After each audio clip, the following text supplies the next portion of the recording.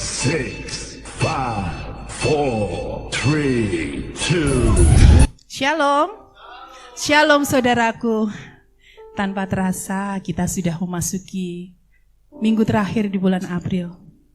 Kita percaya kalau hari-hari ke belakang dan sampai dengan saat ini, Tuhan boleh menyertai kita. Hari-hari ke depan, bulan-bulan ke depan, bahkan dalam setiap musim-musim hidup kita, Tuhan yang sama yang boleh menyertai kita. Amin. Berikan kemuliaan bagi Tuhan. Saat ini mari kita siapkan hati kita. Terima kasih Tuhan Yesus.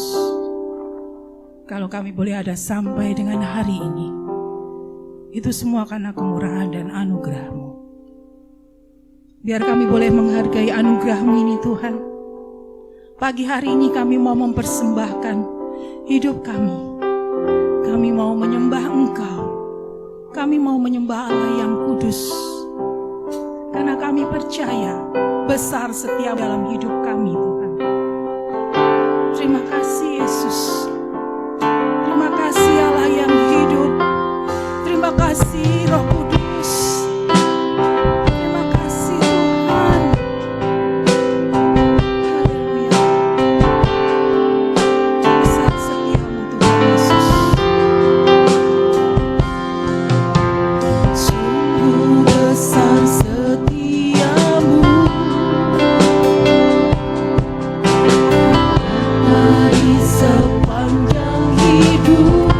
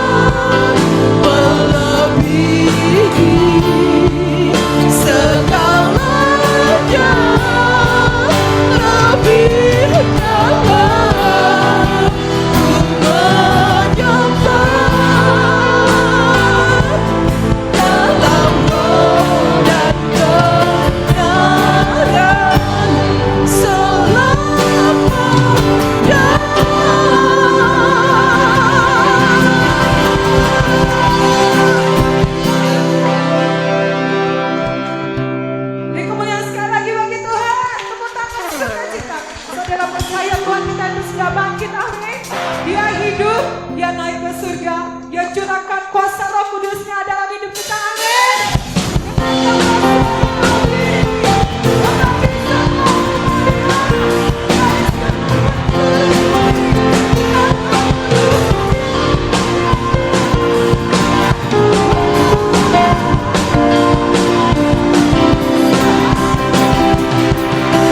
Dengarkanlah suara Nabi memanggil semua umatnya dari seluruh penjuru bumi datang untuk menyembahnya. Dengarkanlah suara Nabi memanggil semua umatnya. Gereja Tuhan bersatu kini mengangkat tinggi panggilnya. Siapa cerita nama Yesus membela kita.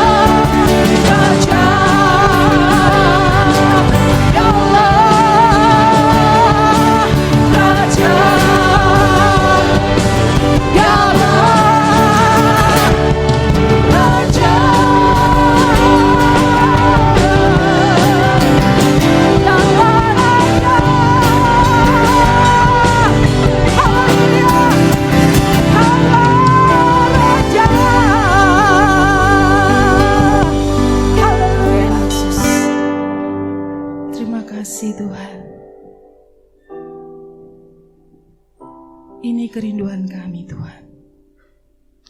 Kami mau terus melekat kepada-Mu Yesus.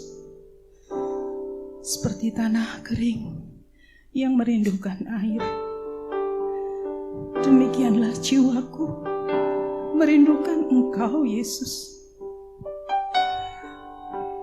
Terima kasih Tuhan. Terima kasih Yesus.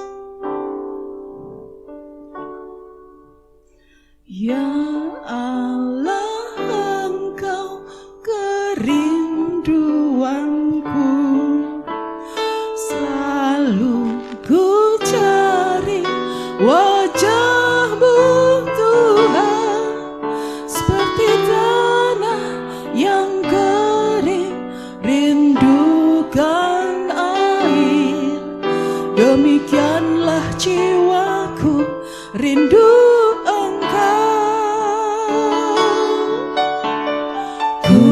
memandangmu di tempat kudus, dan ku melihat kemuliaan-Mu. Ku berdiam di bawah naungan sayap-Mu, dan ku dapati kekuatan baru. Sebab kasih setia-Mu lebih dari hidup, kebaikan-Mu melimpah atasku. Jiwaku melekat kepada-Mu Tuhan, betapa ku merindukan-Mu. Ya Allah, Engkau kerinduan kami. Ya Allah, Engkau kerinduanku, selalu ku cari wajah-Mu Tuhan, seperti tanah yang kering rindukan air. Demikianlah jiwaku rindu Engkau. Ku memandang-Mu di tempat kudus, dan ku melihat kemuliaan-Mu. Ku berdiam di bawah naungan sayap-Mu, dan ku dapati kekuatan baru. Kasih setia-Mu lebih dari hidup, kebaikan-Mu melimpah atasku. Jiwaku melekat kepada-Mu Tuhan, betapa ku merindukan-Mu. Sebab kasih setia-Mu lebih dari hidup, kebaikan-Mu melimpah atasku. Jiwaku melekat kepada-Mu Tuhan, betapa ku merindukan-Mu. Kasih setia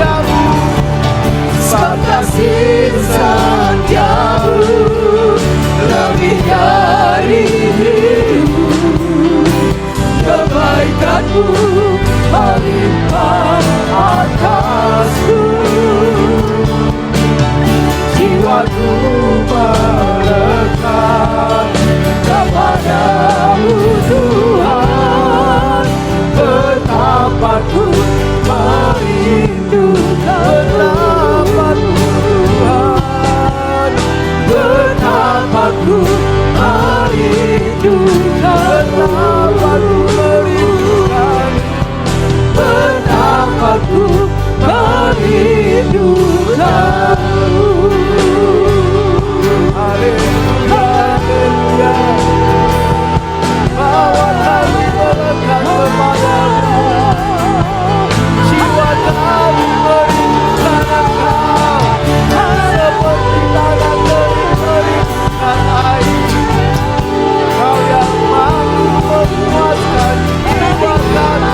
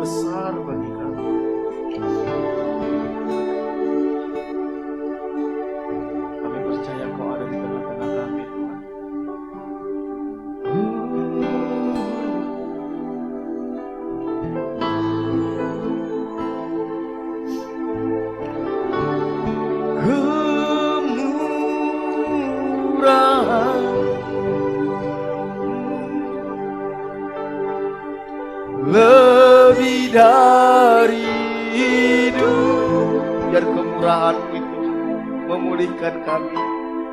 Kemurahan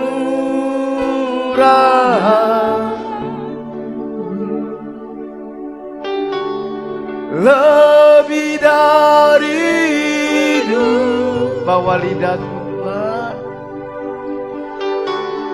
Bawa lidahku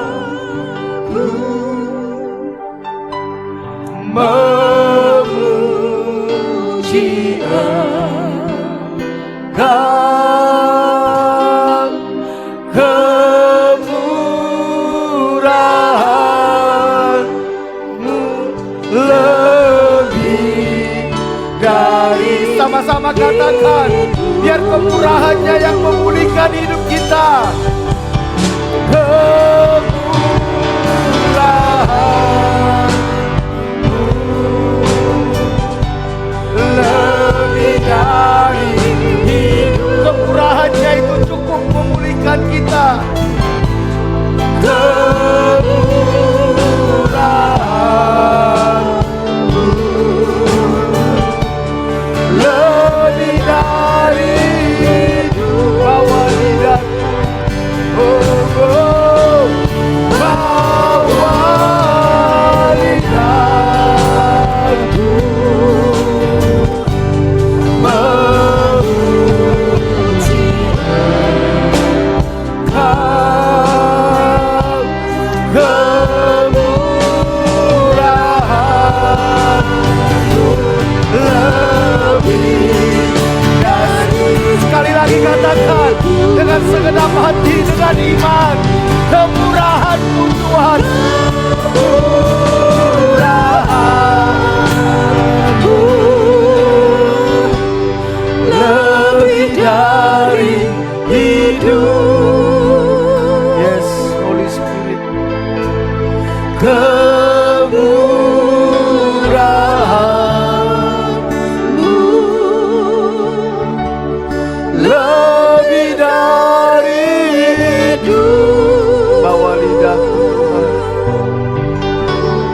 bawa lidahku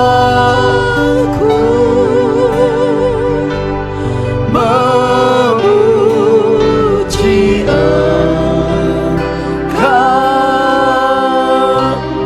kemurahan-Mu lebih dari hidup.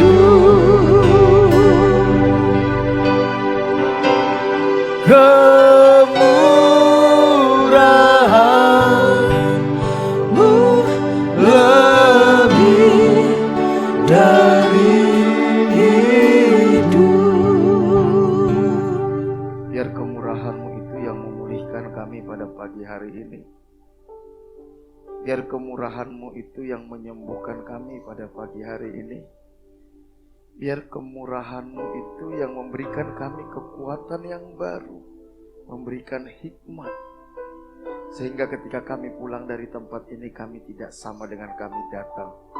Kami pulang dari tempat ini membawa kemenangan. Karena Yesus sudah menang, Engkau sudah kalahkan maut. Engkaulah panglima perang kami, yang berperang bagi kami Tuhan. Terima kasih Bapa. Tidak ada satupun yang bisa membelenggu umat-Mu. Tidak ada satupun yang bisa mengintimidasi umat-Mu Tuhan. Kami percaya siapa yang ada di dalam Kristus, dia adalah ciptaan baru. Yang lama sudah berlalu, sesungguhnya yang baru sudah datang. Terima kasih Bapa. Kami bersyukur buat pagi hari ini. Berbicara Engkau lewat kebenaran firman-Mu. Roh Kudus, bahwa kami mengenal kebenaran. Sampai kebenaran itu memerdekakan kami. Roh Kudus, Engkau guru agung kami. Berbicara Engkau kepada pribadi lepas pribadi, sesuai dengan kebutuhan umat-Mu Tuhan. Saat hamba-Mu menyampaikan firman, Engkau berbicara Tuhan. Segala pekerjaan iblis yang ingin mencuri firman Tuhan, aku perintahkan keluar dari tempat ini di dalam nama Yesus. Biar hati kami hati yang subur, sehingga firman itu bertumbuh, berakar dan menghasilkan buah. Berkati kami Tuhan. Urapi hamba-Mu, urapi guru-guru sekolah minggu, lawat anak-anak sekolah minggu. Terpujilah nama-Mu, kami sambut firman-Mu dalam nama Tuhan Yesus. Haleluya.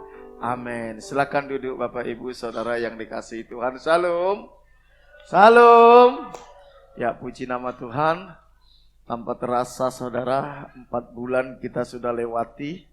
Sepanjang tahun ini 1/3, ya, 1 catur bulan kita sudah lewati. Saya percaya kalau kita sudah bisa lewati hari-hari yang lalu, ke depan juga Tuhan kasih kita kemampuan dan kekuatan saudara. Bapak Ibu, kasih setia Tuhan. Ingat, kita hidup bukan karena kekuatan kita saudara. Kita hidup karena apa? Kasih Tuhan yang tak terbatas, kesetiaan Tuhan yang tak terbatas, kuasa Tuhan yang tak terbatas, dan hikmat-Nya yang tak terbatas. Biar kita bergantung kepada kasih-Nya yang tak terbatas itu, kita bergantung kepada kesetiaan-Nya yang tak terbatas itu, kita bergantung kepada kuasa-Nya yang tidak terbatas itu, dan kita bergantung kepada hikmat-Nya yang tak terbatas itu. Kalau saudara dan saya bisa masuk ke dalam 4 hal ini saudara, saya percaya hari-hari kita hari-hari kemenangan. Amin. Amin. Tidak ada masalah kita yang tidak bisa diselesaikan oleh Tuhan. Tidak ada saudara. Tidak ada. Tidak ada saudara. Tidak ada. Semuanya Dia sudah selesaikan di atas kayu salib. Dia sudah katakan it is finished. Tetelestai. Sudah selesai saudara. Bapak Ibu, bulan depan kita akan mengadakan Family Day. Bulan depan kalau nggak salah tanggal 26 sampai tanggal 27. Kita nanti berangkat tanggal 26 sore. Karena tanggal 27 itu hari kenaikan Tuhan Yesus. Hari merah saudara. Tanggal berapa? Oh 29, berarti 28 ke 29. Pas hari kenaikan Tuhan Yesus. Tolong dipersiapkan waktunya saudara. Bayarnya berapa? Free saudara. Free. Kita pakai di Sendang. Kita nanti pakai di Sendang, kita sudah pernah pakai di sana. Tadinya kita mau pakai di Prigi saudara. Padahal kita sudah booking tahun lalu saudara. Ternyata sudah ada yang lebih dahulu membooking saudara. Akhirnya kita pakai di Sendang, itu tempatnya villa.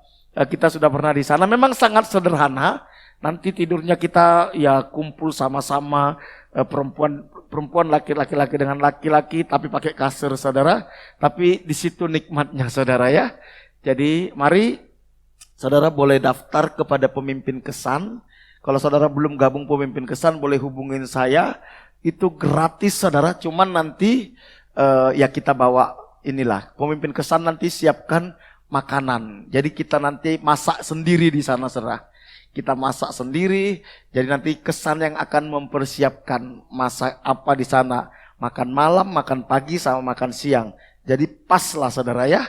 Kita masak bersama, kita makan bersama, bermain bersama, senang-senang bersama. Saudara cukup siapkan diri, waktu sama camilan saudara. Mungkin saudara bilang, Kak saya mau bawa daging babi 3 kilo. Ya enggak apa-apa saudara, bagus juga itu saudara. Kita manggang-manggang nanti di sana saudara ya. Ya saya mau bawa ikan nila 5 kilo katanya. Ya monggo kita bakar-bakar di sana saudara ya. Jadi kita mau menikmati family day, nanti kita akan buat game. Ketua pelaksana penanggung jawabnya Om Angki saudara, ada di belakang sana.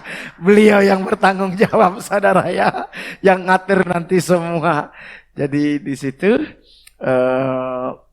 oke Bapak Ibu, tema kita hari ini adalah Love Never Ends. Kasih tidak berkesudahan. Bapak Ibu, saudara dan saya harus berani mempertaruhkan hidup kita kepada kasih-Nya Tuhan.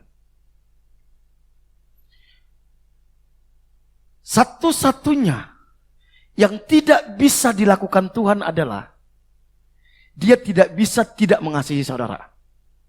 Perhatikan. Tuhan tidak bisa tidak mengasihi kita. Karena Dia itu kasih. Di dalam dirinya itu penuh dengan kasih. Kasihnya itulah yang membuat Dia murka ketika kita tidak mau menerima kasihnya. Sama seperti gini saudara. Kalau saudara melihat ada orang yang sangat miskin, sangat menderita, sakit-sakitan. Dan saudara sangat mengasihi dia. Saudara gak bisa tenang melihat dia seperti itu. Tidur ke bawah, kemana-mana saudara kepikiran dia. Kalau suatu saat saudara bilang, ayo saya bawa kamu ke tempat yang layak, saya bawa kamu ke dokter, terus dia gak mau. Saudara bisa geram dan marah gak saudara? Marah gak? Marah saudara. Saya itu gak bisa melihat kamu menderita. Saya ingin berjuang buat kamu, ayo. Tapi dia bilang, saya gak mau. Saya tetap mau seperti ini. Bahkan dia mencurigai kita. Jangan-jangan kamu ingin memanfaatkan saya. Oh, rasanya itu kita bisa marah. Karena apa? Kasih kita kepada dia, kita gak ingin hidupnya seperti itu. Kita ingin melihat hidupnya lebih baik. Tahukah saudara? Tuhan juga hal yang sama. Tuhan gak pingin saudara menderita. Tuhan gak pingin rumah tangga kita berantakan. Tuhan gak pingin kita masuk neraka. Kasihnya yang besar itu membuat dia datang ke dunia sebagai manusia. Dia serahkan nyawanya kepada kita. Dia serahkan nyawanya untuk menebus dosa kita. Supaya kita keluar dari belenggu dosa. Supaya kita keluar dari cengkraman kuasa kegelapan. Tapi kita enggak mau. Kasihnya itulah yang membuat dia murka.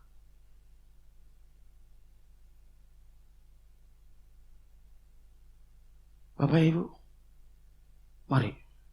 Saya selalu katakan gini. Tidak ada pribadi di dunia ini yang mengasihi kita melebihi Tuhan mengasihi kita. Hal itulah yang akan kita lihat nanti bagaimana caranya Tuhan membawa kembali murid-murid ke dalam kasih-Nya, saudara. Saya mengajak kita membaca Alkitab kita. Ya, ini tema kita sepanjang bulan April yang judulnya Unveiling love, kasih yang tidak pernah gagal, saudara. Yohanes 21 ayat 1 sampai 14 agak panjang. Saya harap saudara bisa konsentrasi. Jangan fokus dengan yang di bawah, saudara ya. Ya. Yohanes pasal 21 ayat 1 sampai 14 saya akan bacakan bagi kita. Kemudian Yesus menampakkan diri lagi. Perhatikan, menampakkan diri lagi. Berarti sebelumnya sudah pernah menampakkan diri. Kemudian Yesus menampakkan diri lagi kepada murid-muridnya di pantai Danau Tiberias. Dan ia menampakkan diri sebagai berikut. Di pantai itu berkumpul Simon Petrus, Thomas yang disebut Didimus, Nathanael dari Kana yang di Galilea, anak-anak Zebedeus, dan 2 orang muridnya yang lain. Kata Simon Petrus kepada mereka, "Aku pergi menangkap ikan." Kata mereka kepadanya, "Kami pergi juga dengan engkau." Mereka berangkat lalu naik ke perahu. Perhatikan kata-kata ini. Tetapi malam itu mereka tidak menangkap apa-apa. Gak tahu ada berapa ratus juta ikan di danau itu. Tapi satu pun gak kecantol, saudara. Bayangkan, bukan karena mereka tidak pintar menangkap ikan. Petrus itu mantan nelayan. Tapi Alkitab katakan tidak ada satu pun yang kecantol. Kalau bukan karena mujizat itu gak mungkin. Sak goblok-gobloknya nelayan, saudara. Sak goblok-gobloknya nelayan. Kalau dia menjala ikan sepanjang malam, minimal 1 ikan dapat. Betul? Minimal 1 ikan dapatlah. Apalagi yang menjala ikan ini bukan orang-orang yang amatiran, orang yang ahli tentang laut. Tapi Alkitab katakan 1 pun gak ada dia dapat. Ini mujizat, saudara. Ini mujizat. Dan saya percaya di baliknya itu Tuhan sedang bekerja. Kadang kegagalan kita itu pun mujizat, saudara.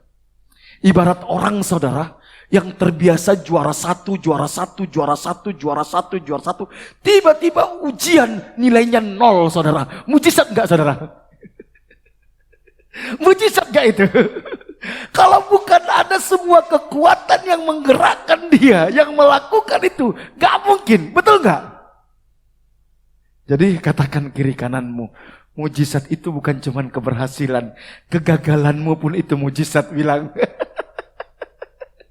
Jadi para ahli nelayan ini tidak dapat 1 pun. Dan tentu kalau Tuhan lakukan itu, Tuhan sedang ingin berbicara kepada murid-murid. Begitu juga dengan kita, saudara. Kalau sampai kita sudah lakukan yang terbaik dengan cara yang benar, dengan segenap kekuatan kita, itu pun gagal. Itu mujizat, saudara. Dan di baliknya itu, Tuhan sedang bekerja. Tuhan sedang mau menyatakan sesuatu dalam hidup kita.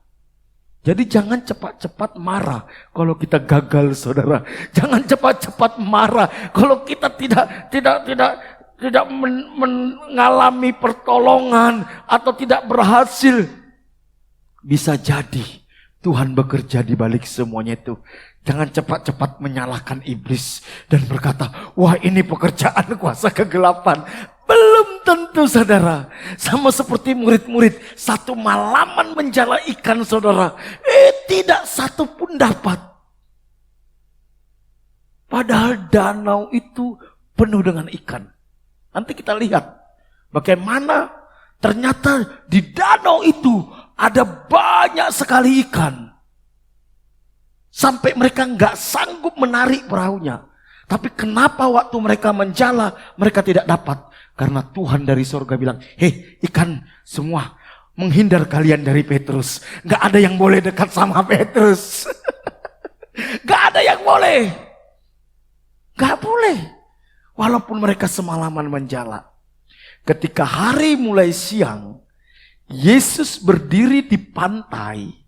Akan tetapi murid-murid itu tidak tahu bahwa itu adalah Yesus. Saudara coba bayangkan, peristiwa ini lebih kurang 2 minggu setelah penyaliban Yesus.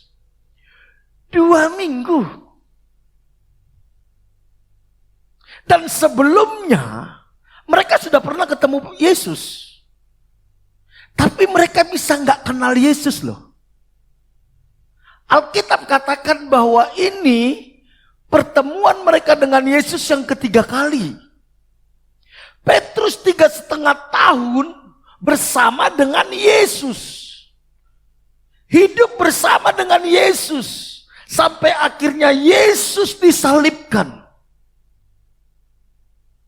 Ketika Yesus disalibkan, mereka menunggu janji Tuhan, yaitu pencurahan Roh Kudus. Mereka menjala ikan. Ketika Yesus datang ke sana, mereka nggak kenal Yesus. Mereka nggak kenal. Mereka tidak tahu bahwa itu Yesus. Kenapa? Kenapa? Bukankah Petrus sangat mengasihi Yesus? Bukankah Petrus sangat mengenal Yesus? Kenapa ketika Yesus ada di dekat mereka, mereka nggak tahu bahwa itu Yesus? Saya yakin saudara, saya yakin. Kalau saya 2 minggu pulang kampung saudara, terus satu saat saudara belanja di pasar Ngemplak, terus saya lewat di sana, saudara pasti tahu. Oh ini Kak Fri, betul gak? Pasti tahu lah, pasti tahu. Yang membuat saudara tidak tahu saya ada di sana, saudara terlalu fokus dengan belanjaan saudara. Saudara, kenapa kita sering kali nggak tahu kalau Tuhan ada bersama dengan kita? Kenapa kita nggak tahu kalau Tuhan sedang mendatangi kita? Padahal Tuhan mungkin sudah ada di tempatmu, sudah ada bersama dengan engkau, tapi engkau nggak tahu bahwa Yesus ada di situ. Kita terlalu fokus dengan diri kita. Kita terlalu fokus dengan masalah kita. Kita terlalu fokus dengan keinginan kita. Kita terlalu fokus dengan perlakuan orang terhadap kita. Sampai kita nggak tahu sebenarnya Yesus ada di dekat kita. Dan dia siap menyatakan mujizat bagi kita. Saudara, kadang perlu kita yang namanya retreat saudara. Melepaskan diri dari segala kepenatan kita. Pekerjaan kita lupakan dulu. Keinginan-keinginan kita lupakan dulu. Kehendak kita lupakan dulu. Kita datang ke hadirat Tuhan. Tuhan, adakah engkau ada di sini? Apa maumu dalam hidupku? Apa kehendakmu atas hidupku? Semakin engkau terlalu fokus dengan dirimu, semakin kita nggak tahu bahwa Yesus sebenarnya ada bersama dengan kita. Itulah yang dialami oleh Petrus dan teman-temannya. Ketika hari mulai siang, Yesus berdiri di pantai, akan tetapi murid-murid itu tidak tahu bahwa itu adalah Yesus. Kata Yesus kepada mereka, "Hai anak-anak, adakah kamu mempunyai lauk pauk?" Jawab mereka, "Tidak ada." Maka kata Yesus kepada mereka, "Tebarkanlah jalamu ke sebelah kanan perahu. Maka kamu memperoleh." Lihat, mereka satu malaman tidak dapat ikan, lagi beresin jala, Yesus datang. Terus Tuhan bilang gini, "Hai ikan-ikan, semua mendekat ke sebelah kanan perahu Petrus." Ikan semua datang ke sana. Baru Tuhan bilang, "Tebarkan jalamu ke sebelah kanan. Maka akan kamu memperoleh." Lalu mereka menebarkannya dan mereka tidak dapat Menariknya lagi karena banyaknya ikan. Saya mau kasih tahu, kalau Tuhan sudah kirim pelanggan, kau nggak sanggup tarik. Kalau Tuhan sudah kirim berkat, engkau nggak sanggup tarik, saudara. Tapi kalau Tuhan bilang, ikan-ikan pergi dari Petrus, mereka mau pakai semua ilmunya, saudara, menjala ikan, nggak dapat satupun, saudara. Tapi ketika mereka mendengar suara Tuhan dan taat, Tuhan bilang, tebarkan jalamu di sebelah kanan. Wow, saat Tuhan bilang tebarkan jalamu di sebelah kanan, di lain sisi Tuhan bilang, hai ikan, berkumpullah di sebelah kanannya Petrus.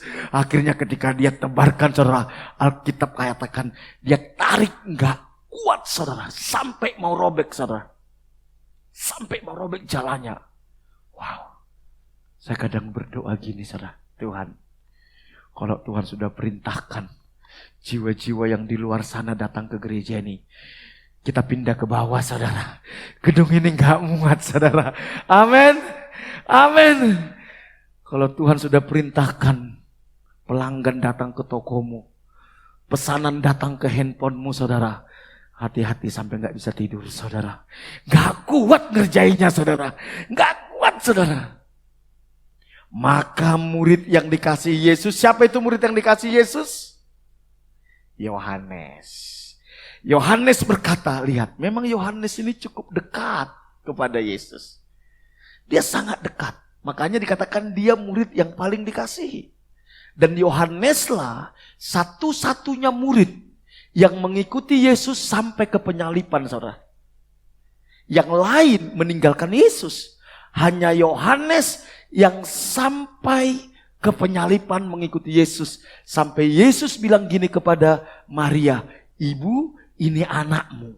Dan Tuhan katakan kepada Yohanes, ini ibumu. Dan tahukah saudara, Yohaneslah satu-satunya murid Tuhan Yesus yang matinya normal. Dia tidak dibunuh, saudara. Semua murid-murid Tuhan Yesus itu dibunuh, saudara.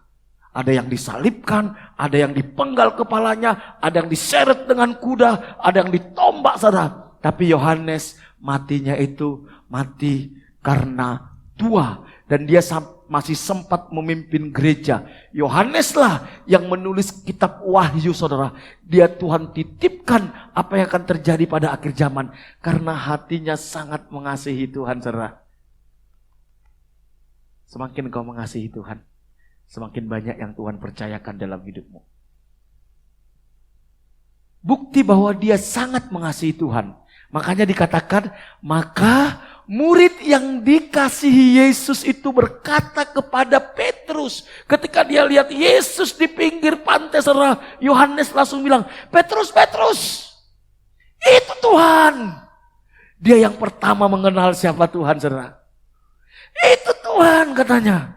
Ketika Petrus mendengar bahwa itu adalah Tuhan, maka ia ambil pakaiannya. Mungkin sebelumnya dia cuma pakai kolor, saudara, ya. Mungkin pakai kolor aja karena bersihin jala. Dia pakai pakaiannya, saudara. Apa yang dilakukan oleh Petrus, saudara? Maka ia mengenakan pakaiannya sebab ia tidak berpakaian, lalu terjun ke danau. Dia renang, saudara. Dia mendahului yang lain. Memang Yohanes sangat mengasihi Yesus, tapi Petrus yang sangat spontan, saudara. Responsif, saudara. Murid-murid yang lain datang dengan perahu. Kata mereka, karena mereka tidak jauh dari darat, hanya kira-kira 200 hasta saja, dan mereka menghela jala yang penuh dengan ikan. Perhatikan.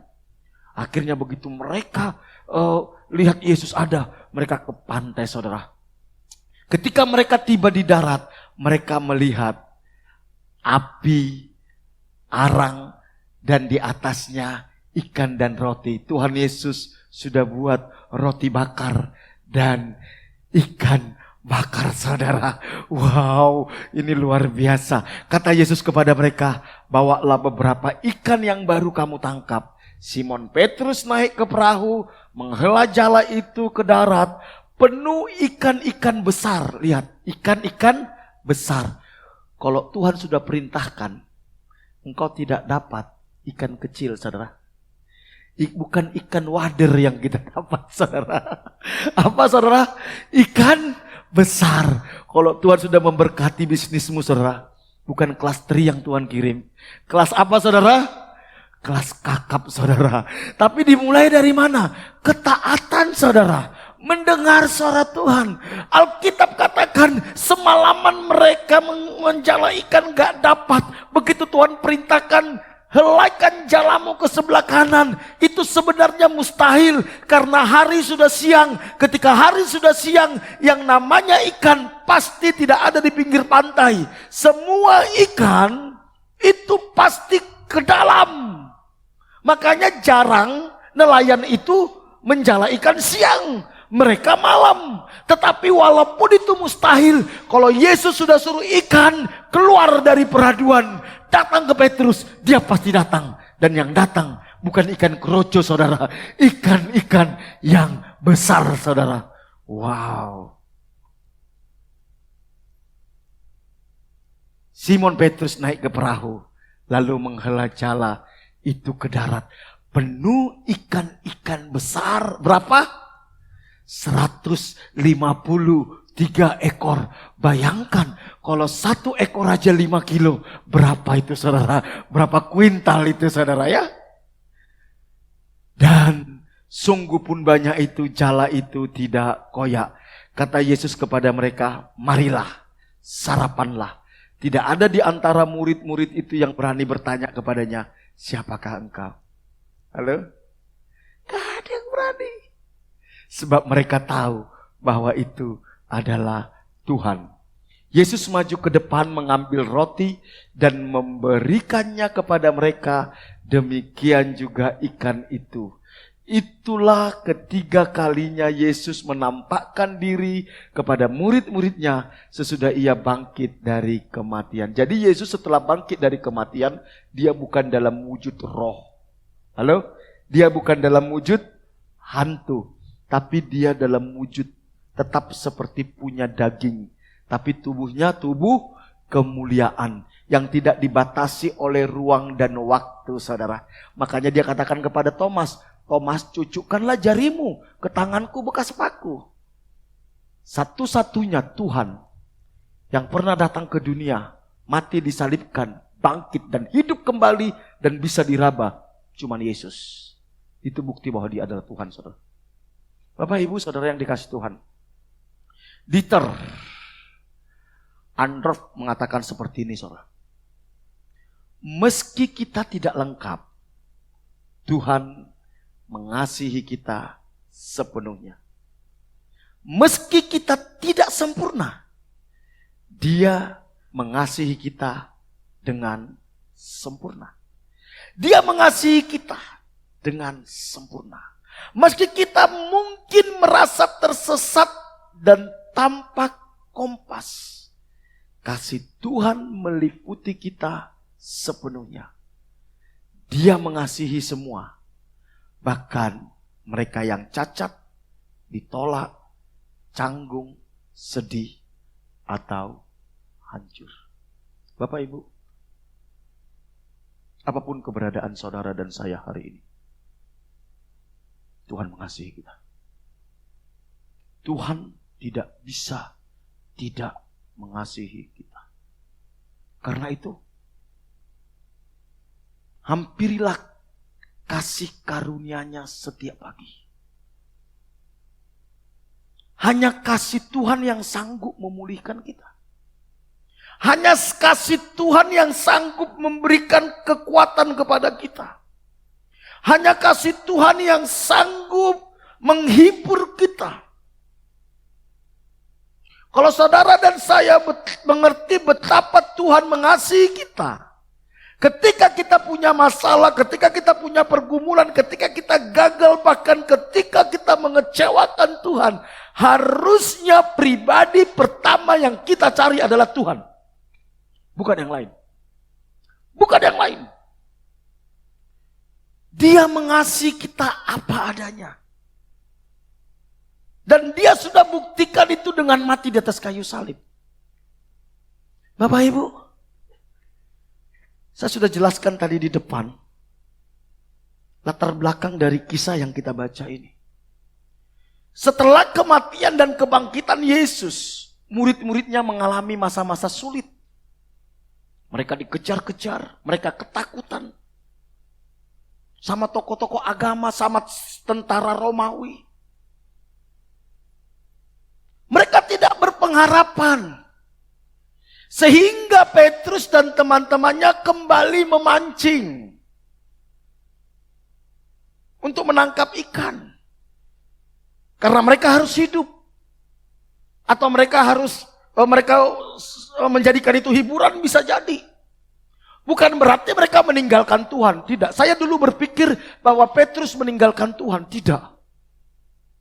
Beberapa tahun yang lalu saya pernah khotbahkan bahwa Petrus begitu Yesus mati dia meninggalkan Tuhan. Tidak. Tapi dia bingung lagi ngapain ini. Nunggu janji Tuhan. Tuhan katakan bahwa Roh Kudus akan turun. Dan kami akan melakukan perkara-perkara yang besar. Melakukan hal-hal yang lebih besar dari yang Yesus lakukan. Tapi mereka nggak tahu ngapain, saudara. Akhirnya Petrus mungkin bosan. Ngapain kita ya? Udah ya mancing aja, yuk mancing ya. Kadang kita suka kayak gitu ya. Bingung mau ngapain. Ya udahlah. Ya itu yang alami Petrus saat itu. Tapi apa yang terjadi? Tidak dapat apa-apa. Karena bukan itu kehendak Tuhan bagi mereka. Nggak dapat apa-apa. Apapun yang saudara lakukan di luar dari rencana Tuhan, ya bisa nggak dapat apa-apa. Jadi peristiwa ini sekitar 2-3 minggu setelah kebangkitannya. Yesus menampakkan diri kepada murid-muridnya di Danau Tiberias atau di Danau Galilea. Ini adalah penampakan diri Yesus yang ketiga kali setelah kebangkitannya. Tapi yang menarik, saudara, ketika Yesus ketemu dengan murid-murid, Tuhan Yesus nggak bilang gini, Petrus ini kurang ajar kau ya. Kurang ajar kau. Katanya kau tidak akan meninggalkan aku. Kok kau menyangkal aku 3 kali? Yesus gak bilang gitu, saudara.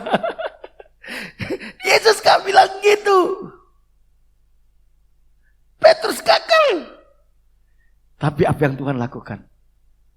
Dia siapkan roti bakar. Dia siapkan ikan bakar, saudara. Terus dia hampiri murid-murid. Kalian udah makan belum? Jadi karakter Yesus itu suka makan, saudara.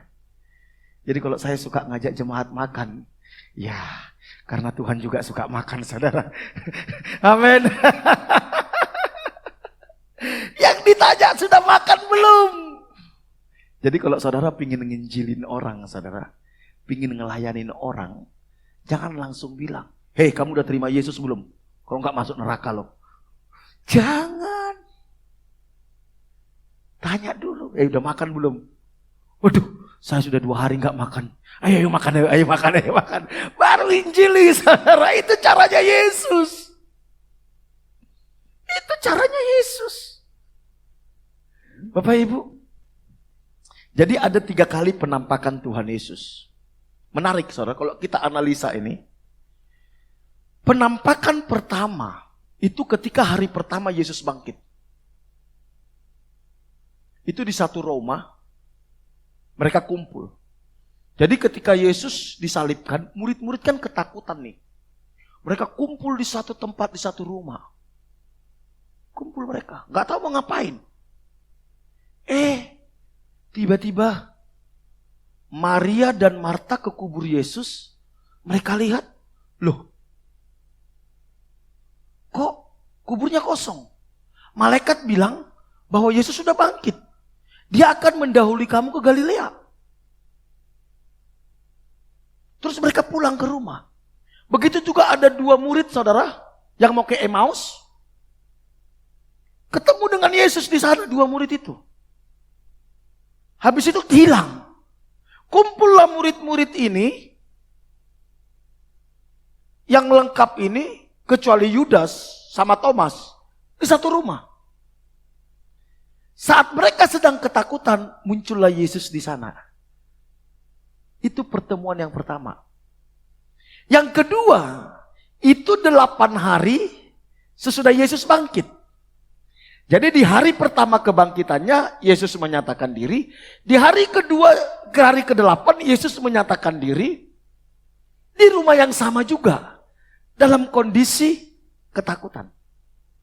Tapi di hari yang ketiga, di pertemuan yang ketiga, itu Tuhan muncul saat mereka di danau Tiberias. Tentu bukan sebuah kebetulan. Bukan sebuah kebetulan. Pasti Tuhan punya tujuan, saudara.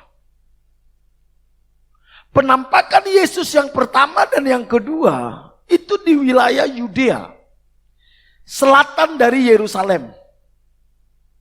Untuk menunjukkan kepada murid-muridnya bahwa aku ini Tuhan yang berkuasa.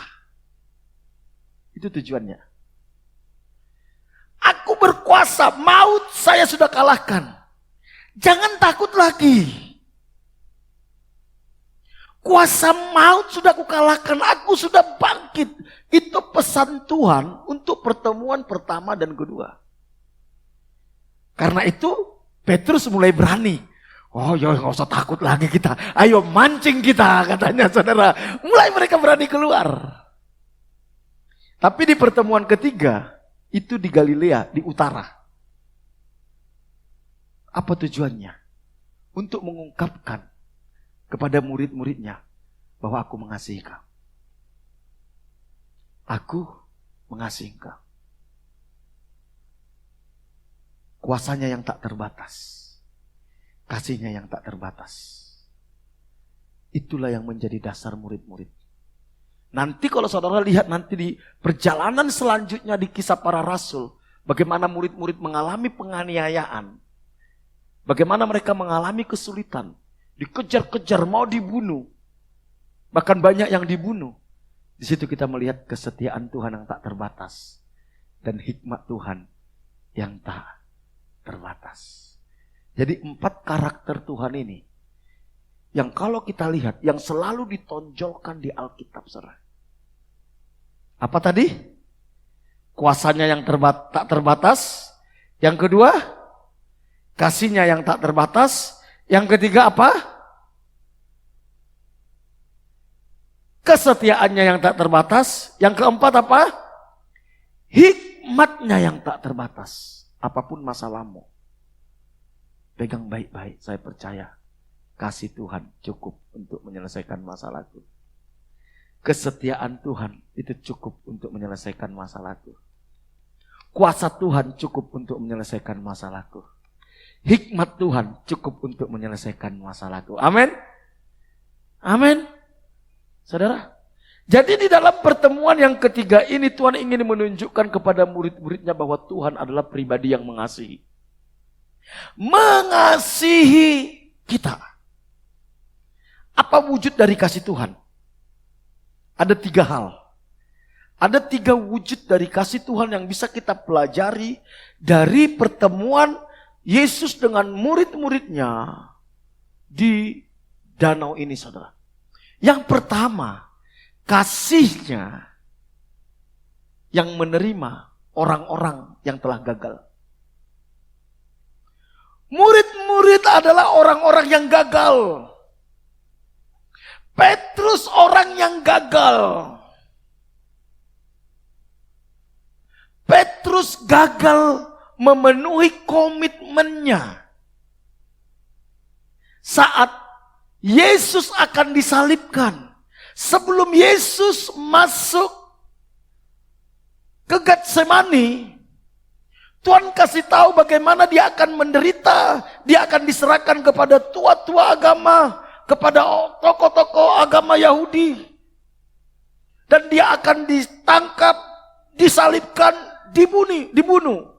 Saat itu Petrus bilang gini, saudara. Sekalipun aku harus masuk penjara, aku tidak akan menyangkal engkau. Sekalipun mereka semua meninggalkan engkau, aku akan tidak akan meninggalkan engkau. Tapi Yesus bilang gini, sebelum ayam berkokok, engkau sudah menyangkal aku 3 kali. Oh tidak Tuhan, saya tidak akan meninggalkan engkau, sekalipun mereka semua meninggalkan engkau. Ketika Yesus ditangkap, memang saat itu Petrus masih sok jago saudara. Dia ambil pedangnya, dia potong telinga salah satu serdadu Romawi saudara. Dipotong dia telinganya, gagah dia, sok membela Yesus saudara. Tuhan Yesus bilang, Petrus, sarungkan pedangmu. Tuhan Yesus tempel lagi telinganya itu saudara. Tempel lagi. Dia coba ikutin Yesus saudara. Dia diseret, Yesus diseret. Tiba-tiba ada seorang yang mengatakan, engkau kan muridnya. Oh enggak, saya tidak kenal dia. Saya tidak kenal dia.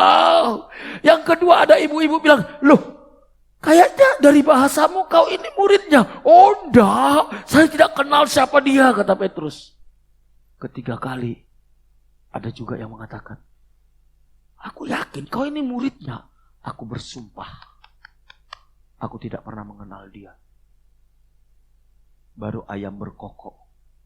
Ketika ayam berkokok, Yesus melihat Petrus. Petrus nangis. Bukankah kita seperti itu?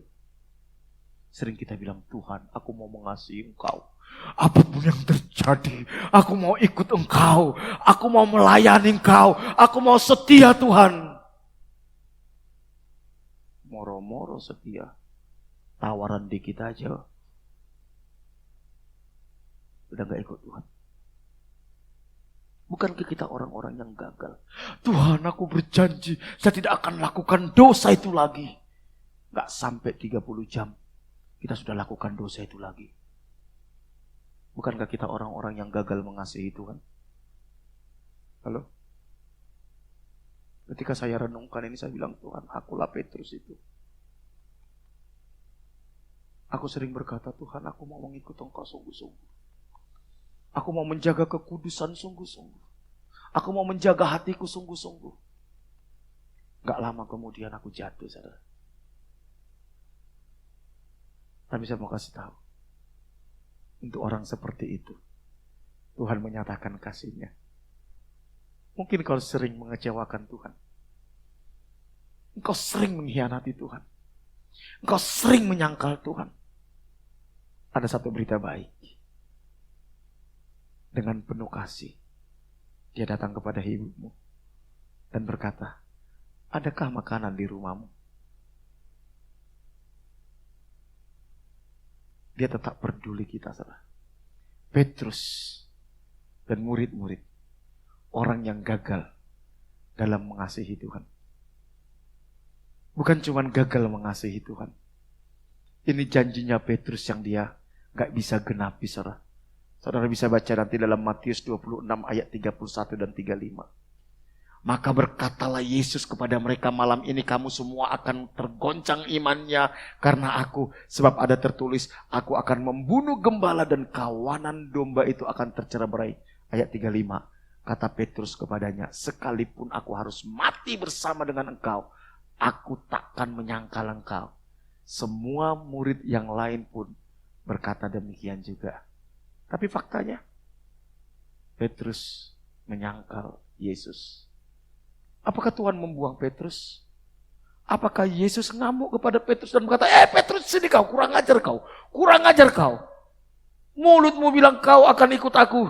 Ternyata kau bilang kau bersumpah tidak kenal aku. Apakah Yesus bilang gitu?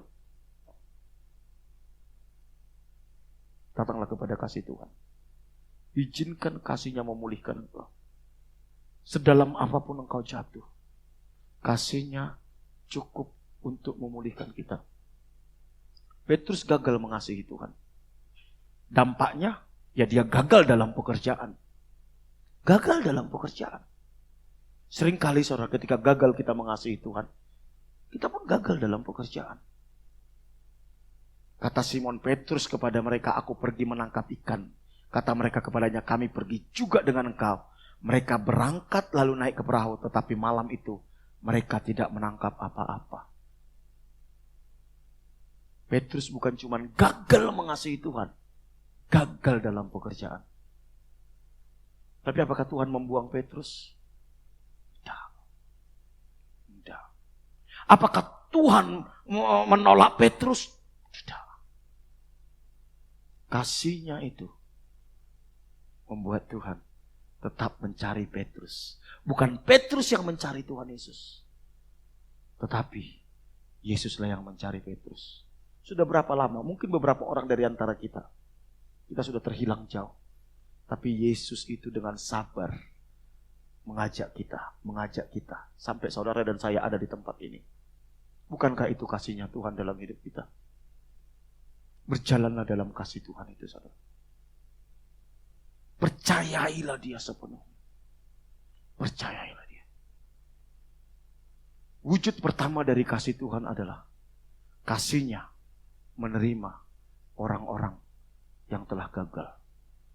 Kalau saudara dan saya merasa orang yang gagal hari ini, mungkin sebagai kepala rumah tangga engkau gagal, sebagai seorang pekerja engkau gagal, sebagai pelayan Tuhan engkau gagal, bahkan sebagai pengikut Tuhan pun engkau merasa gagal.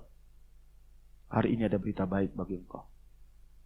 Yesus tetap mengasihi engkau.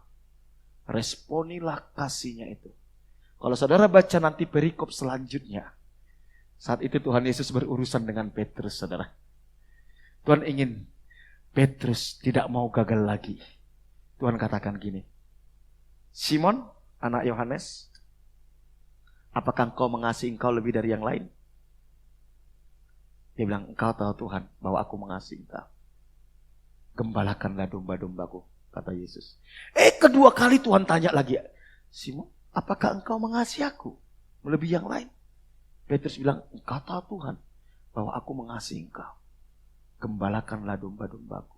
Ketiga kali Tuhan tanya lagi, Simon, anak Yohanes, apakah engkau mengasihi aku lebih dari yang lain? Alkitab katakan, Petrus sedih. Halo.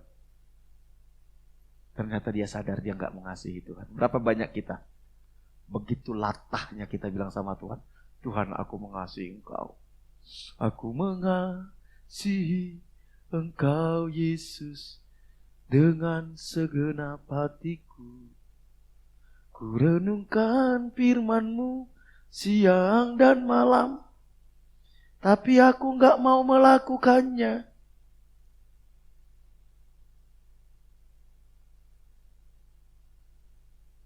Tuhan tantang Petrus sampai 3 kali. Mari kita belajar mengasihi Tuhan. Karena dia mengasihi kita. Bukti kita mengasihi Tuhan apa? Kau taat sama firman Tuhan. Itu bukti. Setiap orang yang mengasihi aku, melakukan firman-Ku, Alkitab katakan. Apakah saudara merasa sebagai orang yang gagal dalam pekerjaan, keluarga maupun pelayanan? Yesus dalam kasih-Nya mau memulihkan kita. Mari kita akhiri bulan ini. Izinkan kasih Tuhan memulihkan hidupmu. Sehingga ketika kita memasuki bulan depan, kita punya kekuatan yang baru. Kita punya pengharapan yang baru. Bahwa ada Tuhan yang mengasihi aku, yang menopang hidupku.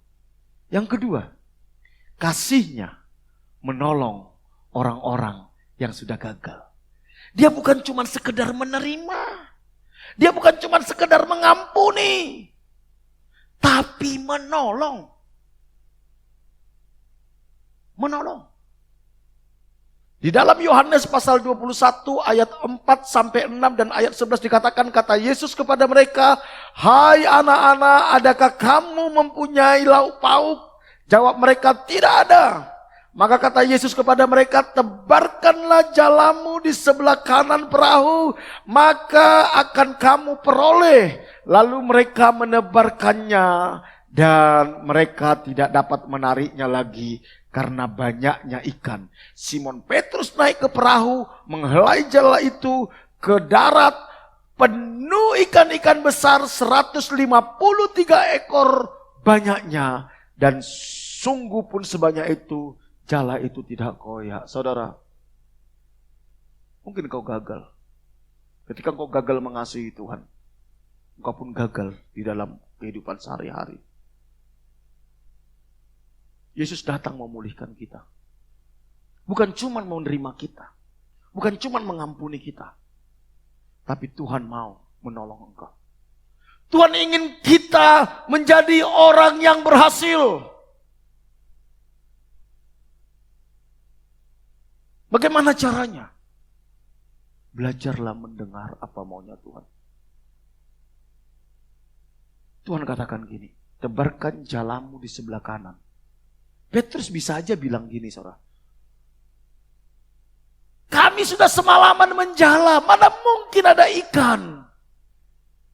Saya ini loh, lahir besar di danau ini. Saya tahu betul danau ini. Jam segini gak mungkin ada ikan. Tahu juga ini sudah mau siang. Kadang logika kita lah yang membuat kita gak bisa melihat pertolongan Tuhan. Logika kita.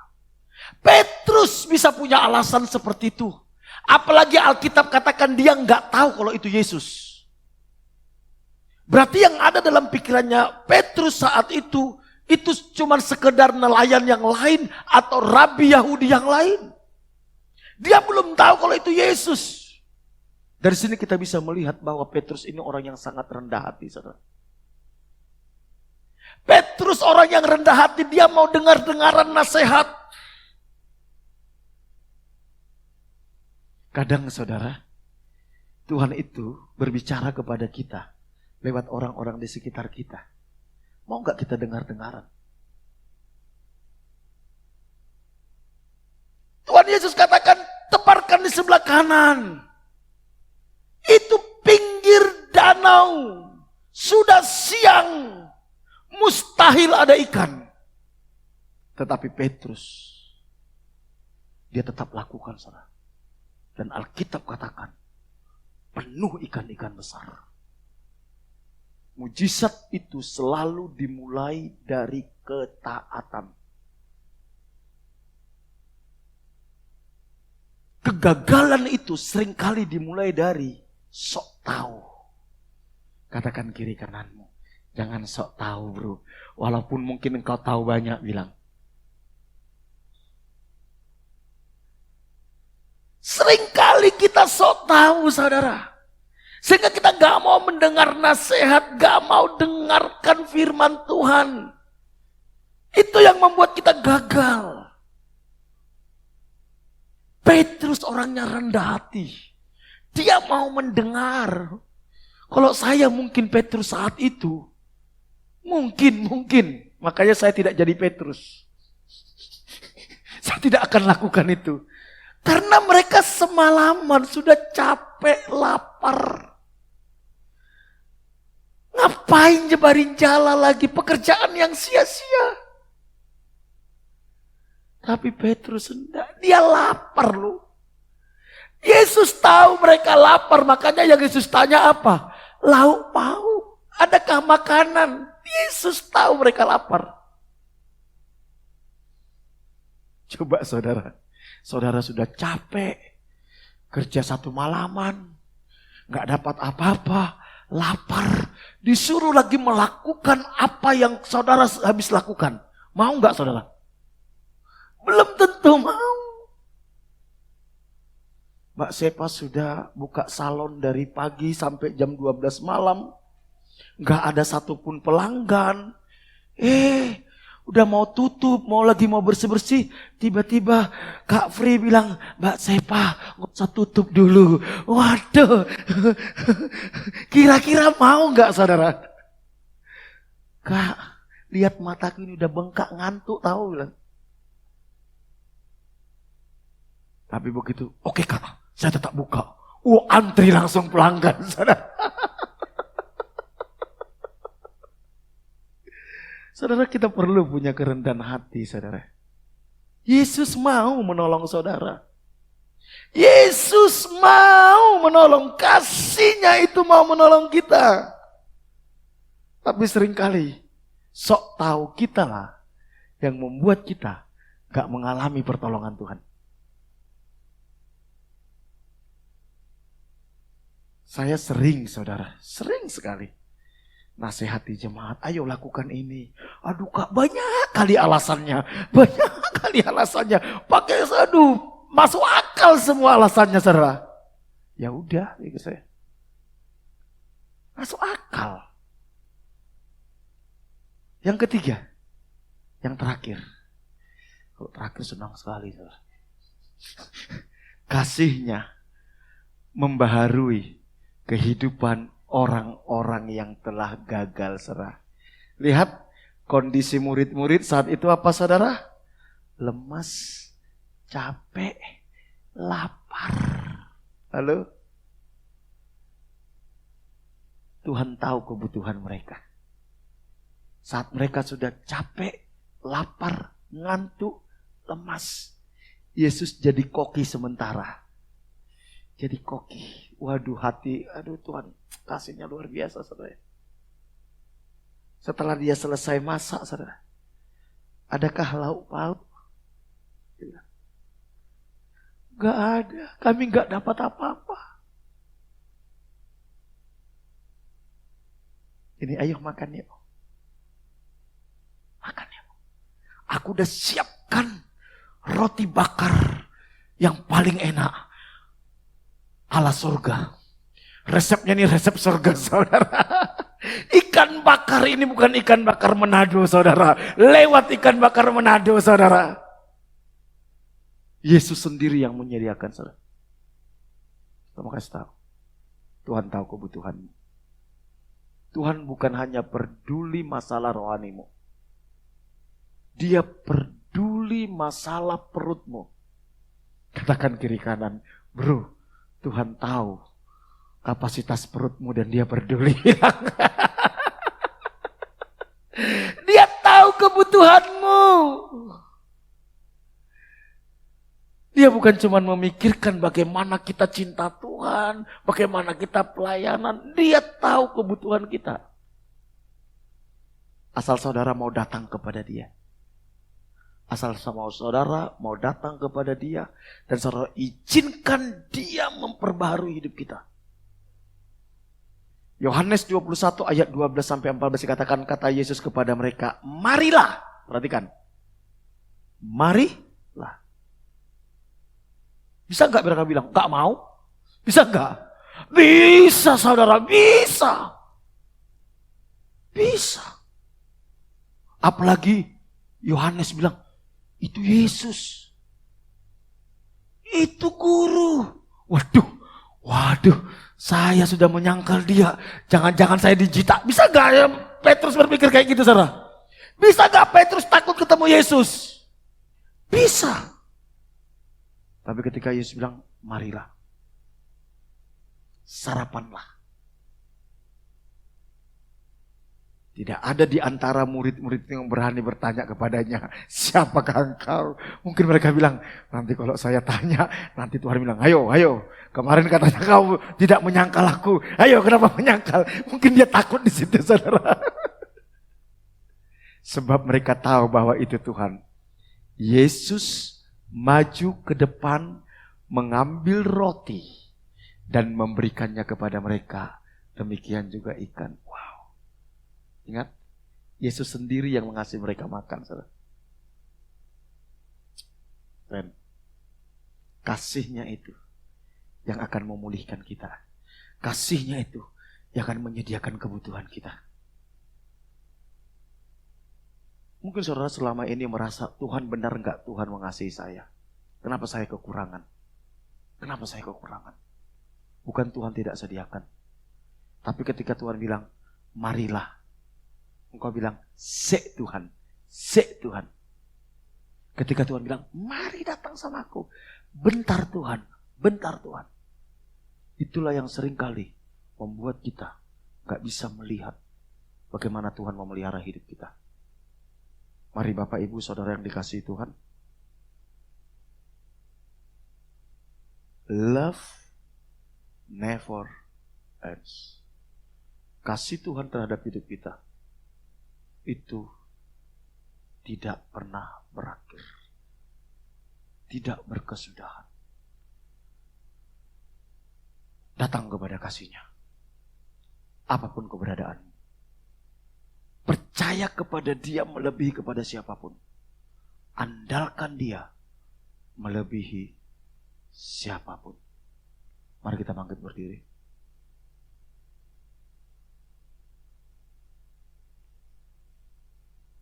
Engkau yang lebih tahu cara membuka jalanku. Tuhan tidak pernah gagal dalam hidupmu, saudara. Tidak akan gagal. Tidak akan gagal.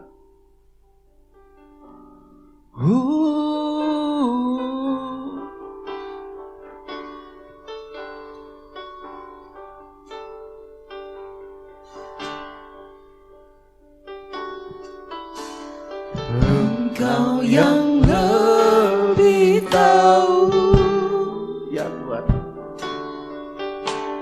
cara untuk membuka jalanku. Engkau yang lebih mengerti cara untuk menolong hidupku. Engkau yang lebih tahu. Engkau yang lebih tahu, ya Yesus, cara untuk membuka jalanku. Engkau yang lebih mengerti cara untuk menolong hidup. Percaya Kau Tuhan yang tak pernah gagal, menjadikanku lebih dari pemenang. Percaya Kau Tuhan yang tak pernah lalai, menggenapi janji-Mu. Percaya Kau Tuhan yang tak pernah gagal, menjadikanku lebih dari pemenang.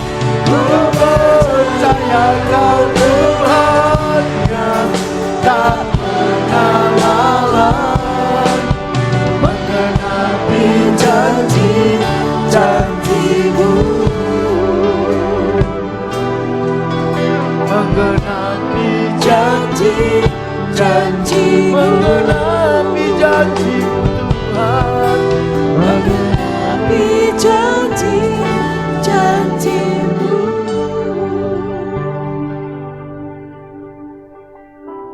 Bapak Ibu, Petrus dan murid-murid yang lain bukanlah orang yang sempurna. Mereka sama seperti kita. Mereka pun pernah gagal mengikut Tuhan. Mereka pun pernah mengkhianati Tuhan. Tapi Tuhan tidak putus asa terhadap mereka. Tuhan di dalam kasih-Nya terus membawa mereka sampai mereka dipakai oleh Tuhan mengguncang dunia ini. Mungkin kau merasa orang yang paling gagal hari ini dan kau merasa Tuhan sudah gak peduli. Saya mau kasih tahu, itu intimidasi iblis. Tuhan tidak akan membiarkan apa yang sudah Dia mulai. Kalau saudara dan saya ada di tempat ini karena Tuhanlah yang mengerjakannya. Kegagalanmu, kejatuhanmu, kelemahanmu tidak mengurangi kasih Tuhan dalam hidupmu. Datanglah kepada kasih-Nya apapun keberadaan kita.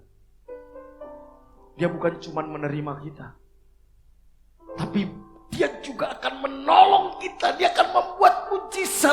Dia bukan cuma peduli perkara-perkara rohani dalam hidupmu. Dia peduli akan pekerjaanmu. Dia peduli akan kesehatanmu. Dia peduli akan pelayananmu. Dia peduli kebutuhanmu. Bahkan Dia peduli keluargamu. Bawa semuanya itu di hadapan kasih Tuhan. Bawa. Berperkaralah dengan Tuhan. maka dia akan memperbaharui hidupmu. Bapa, ini kami anak-anak-Mu. Kami percaya kami semua orang-orang yang dikasihi oleh Tuhan, yang ditebus dan diselamatkan oleh Tuhan. Seringkali kami gagal dalam mengasihi Engkau. Kami gagal dalam menggenapi janji kami kepada Tuhan. Tapi kasih-Mu itu tak berkesudahan. Biar kasih-Mu itu yang memulihkan, kasih-Mu itu yang menolong kami, kasih-Mu itu yang memperbaharui hidup kami Tuhan. Pulihkanlah umat-Mu ya Tuhan. Kami tahu hanya kasih-Mu yang kami butuhkan saat ini. Seperti Engkau memperbaharui Petrus dan memakai Petrus menjadi alat yang luar biasa di tangan-Mu. Engkau yang akan memperbaharui setiap umat-Mu dan memakai setiap kami menjadi alat di tangan-Mu untuk menyatakan kemuliaan Tuhan di generasi kami ini. Terima kasih buat firman-Mu ini. Materaikan firman-Mu ini. Segala intimidasi iblis yang ingin mencuri firman ini, aku tolak pekerjaan-Mu di dalam nama Yesus. Terima kasih Bapa. Dalam nama Tuhan Yesus kami berdoa. Hatiku rindu melihat kemuliaan-Mu. Hatiku rindu melihat curahan kuasa-Mu di kota tercinta, kotaku Tulung Agung. Ku berdoa Tulung Agung, penuh kemuliaan-Mu, Tulung Agung, bagi kemuliaan-Mu. Ya Allahku, ya Allahku, nyatakan kemuliaan-Mu. Ya Allahku, nyatakan curahan kuasa-Mu di kota tercinta, kotaku Tulung Agung. Ku berdoa Tulung Agung, penuh kemuliaan-Mu, Tulung Agung, bagi kemuliaan-Mu. Bapa, kami tahu Engkau mengasihi kota ini, Engkau mengasihi semua penduduk kota ini. Karena itu kami merendahkan hati kami memohon belas kasihan Tuhan. Kami rindu melihat revival, kebangunan rohani terjadi di kota ini Tuhan. Curahkanlah api Roh Kudus-Mu, curahkanlah keselamatan daripada-Mu. Apa yang pernah Kau lakukan di zaman kisah para rasul, biar Kau kerjakan di kota ini.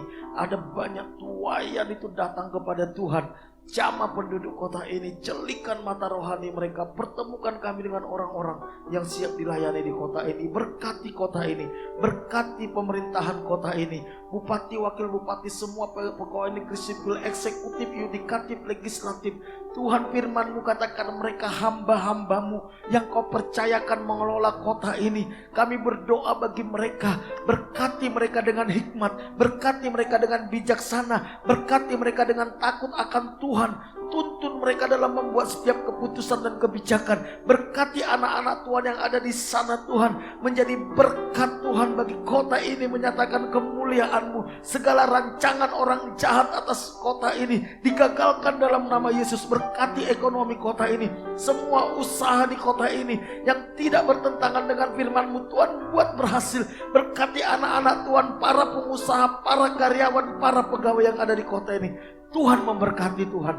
Terima kasih. Kami percaya kota Tulung Agung, kota yang ditolong oleh yang agung, yaitu Tuhan Yesus sendiri. Kemuliaan-Mu itu akan turun. Kemuliaan dari Sang Agung itu akan turun atas kota ini Tuhan. Dan Engkau akan ditinggikan di kota ini Tuhan. Terima kasih Bapa. Pulihkan gereja Tuhan, pulihkan umat Tuhan, pulihkan hamba-hamba Tuhan yang ada di kota ini. Terima kasih, kami bersyukur buat hari ini, bersyukur buat ibadah kami, bersyukur buat kasih-Mu Tuhan. Kasih-Mu yang menerima kami, Kasih-Mu yang menolong kami, Kasih-Mu yang memperbaharui kami. Dan kami percaya kami pulang dari tempat ini sebagai orang-orang yang dikasihi oleh Tuhan, sebagai orang-orang yang ditolong oleh Tuhan, sebagai orang-orang yang sudah diperbaharui oleh Tuhan. Dan hidup kami tidak pernah sama lagi. Hamba-Mu berdoa buat setiap jemaat-Mu sepanjang minggu ke depan. Biar kasih-Mu itu yang menuntun setiap jemaat-Mu. Engkau yang memulihkan, Engkau yang memulihkan setiap rumah tangga. Lindungi setiap umat-Mu dari panah api si jahat, dari tipu muslihat iblis, dari serangan kuasa kegelapan, dari mara bahaya, kecelakaan, virus-virus, sakit, penyakit, dari keinginan-keinginan yang jahat. Bahwa umat-Mu bertumbuh dalam pengenalan yang benar akan Tuhan, mengasihi Tuhan, menghormati Tuhan, takut dan gentar akan Tuhan, hidup benar di hadapan Tuhan.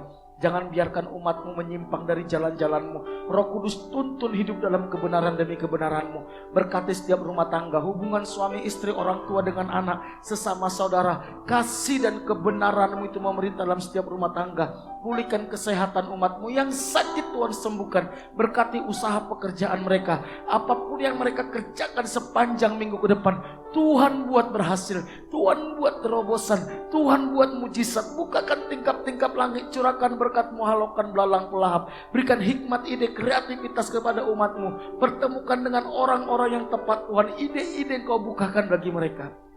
Terima kasih Bapa. Cukupi segala kebutuhan umat-Mu. Tolong mereka dalam segala pergumulan masalah mereka. Berdoa juga buat anak-anak kami yang sekolah dan sedang menentukan masa depan mereka. Tuhan tuntun langkah-langkah mereka. Sertai mereka Tuhan. Lindungi dari pergaulan yang salah. Dari nilai-nilai dunia yang tidak sesuai dengan kebenaran firman Tuhan. Dari keinginan-keinginan yang jahat. Berkati mereka dengan hikmat, bijaksana, kecerdasan. Mampukan mereka menemukan panggilan Tuhan dalam hidup mereka. Mampukan mereka menemukan rencana Tuhan dalam hidup mereka. Terima kasih Bapak. Bahkan mampukan mereka menemukan pasangan hidup yang Tuhan sediakan bagi mereka. Kami berdoa khusus Tuhan buat Joel dan juga Joan Tuhan yang tahun ini lulus SMA. Tuhan berbicara kepada mereka, buka mata rohani mereka melihat rencana yang Tuhan sediakan bagi mereka. Tuntun langkah-langkah mereka, berkati mereka. Terima kasih. Kami bersyukur buat hari ini Tuhan. Berkati juga Pak Bambang, Bu Bambang, pemilik tempat ini beserta semua keluarga besarnya. Lindungi mereka dari panah api si jahat, tipu muslihat iblis, dari serangan kuasa kegelapan, dari mara bahaya, kecelakaan, virus-virus, sakit, penyakit, dari keinginan-keinginan yang jahat. Hati mereka bawa melekat, mengasihi Tuhan, menghormati Tuhan, takut dan gentar akan Tuhan, hidup benar di hadapan Tuhan. Jangan biarkan mereka menyimpang dari jalan-jalan-Mu. Roh Kudus tuntun hidup dalam kebenaran demi kebenaran-Mu. Berkati rumah tangga, hubungan suami istri, hubungan mereka dengan anak, cucu, menantu. Kasih dan kebenaran memerintah dalam rumah tangga mereka. Pulihkan kesehatan mereka, anak, cucu, menantu, semua keluarga besarnya Tuhan. Jamah pulihkan, Roh Kudus pulihkan mereka. Roh Kudus bahwa mereka mengalami kasih Tuhan, bahwa mereka masuk dalam rencana-Mu. Lepaskan mereka dari belenggu kuasa kegelapan. Tuntun langkah-langkah mereka. Berkati semua perusahaan dan karyawan yang Tuhan percayakan kepada Pak Bambang, Bu Bambang, dimanapun berada, buat berhasil, buat terobosan, buat mujizat, buka jalan atas masalahnya. Berikan hikmat, ide, kreativitas, takut akan Tuhan kepada semua karyawannya. Berkati semua karyawannya, berkati Barata di sepanjang minggu ini. Terima kasih Bapak.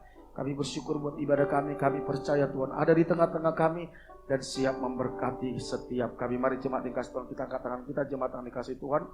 Tuhan mengasihi kita. Kasih-Nya yang menerima kita. Kasih-Nya yang menolong kita. Kasih-Nya yang memperbaharui hidup kita. Karena jangan takut, pulanglah. Tinggallah dalam kasih Tuhan. Terimalah berkat daripada Allah Bapa. Diberkatilah Engkau pada waktu masuk, diberkatilah Engkau pada waktu keluar, diberkatilah buah kandunganmu, diberkatilah adonanmu, diberkatilah bakulmu, diberkatilah hasil tanganmu. Apapun yang kau kerjakan dengan tanganmu, Tuhan akan buat berhasil. Diberkati Engkau di kota, di desa, di gunung, kemanapun Engkau pergi, tanda-tanda ajaib menyertai Engkau. Engkau akan naik dan tidak akan menjadi turun. Engkau akan menjadi kepala dan bukan menjadi ekor. Anak cucu makan perkasa di bumi. Engkau akan sebut sebagai orang yang beruntung dan berbahagia, dan lewat hidupmu banyak orang menerima berkat yang berasal daripada Tuhan. Jika engkau hari ini sungguh-sungguh mendengarkan suara Tuhan alam yang aku sampaikan kepadamu dan engkau setia melakukannya, berkat-berkat ini akan menjadi milikmu. Karena itu pulanglah, terimalah berkat daripada Allah Bapa, kasih karunia dari Tuhan kita Yesus Kristus, penghiburan dan kekuatan dari Roh Kudus mulai hari ini sampai Tuhan Yesus datang 2 kali. Dalam nama Tuhan Yesus, setiap kita yang diberkati sama-sama katakan amin. Berikan tepuk tangan, berikan salam satu dengan yang lain. Tuhan Yesus memberkati. Kami memuji